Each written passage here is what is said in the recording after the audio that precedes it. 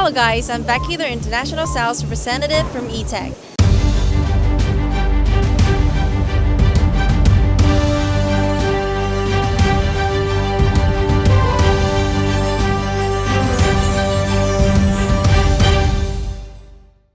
Behind me is the CNC cylindrical grinder EGP-CAM.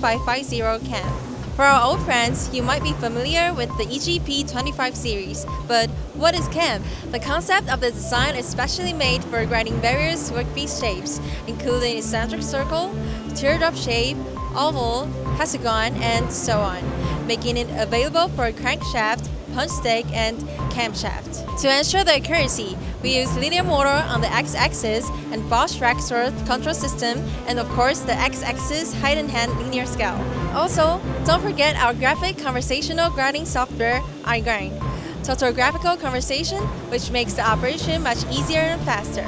You might find it strange since this kind of machine should be mainly used on crankshaft and camshaft of cars or motorcycles' internal combustion engine.